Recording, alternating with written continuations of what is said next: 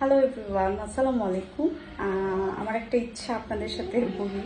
আমার ছোটবেলায় খুব ইচ্ছা ছিল যেন আমার খুব কাছে বিয়ে হয়, খুব কাছে, যেমন সকালে বা দিনে অন্তত একবার আমার মা বাবার সাথে দেখা হবে, তাদের সাথে থাকবো, এরকম। সো আমার বিয়েটা হয়েছে বিদেশে, আমার শ্বশুরবাড়ি হচ্ছে বিদেশে।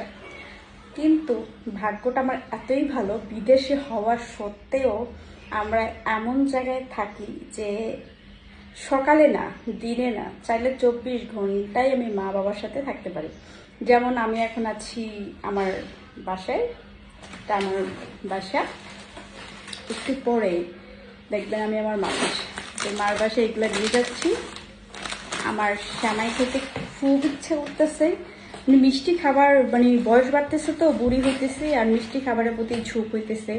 তো এগুলো নিয়ে যায়। আম্মা আবার খুব ভালো শ্যামাই রান্না করতে পারে, আমিও পারি, বাট আম্মার হাতের টেস্ট তো খুব ভালো হয়।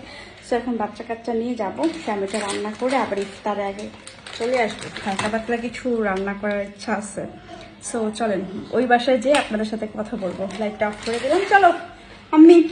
এই বাসাটা হচ্ছে আমার বাবার বাসা। আমি দোতলায় থাকি আর আমার মা চারতলায় থাকে। এখন আমি চারতলায় অবস্থান করছি রান্নাঘরে। মায়ের হাতে সেমাই খাওয়ার জন্য আসছি। মা টায়ার্ড ছিল, সেই জন্য আমি রান্না করছিলাম। ঘিয়ের মধ্যে হচ্ছে সেমাইটাকে একটু ভেজে নিব। সেমাই ভেজে রান্না করলে নাকি সেমাইয়ের টেস্ট অনেক ভালো আসে, সেই জন্য।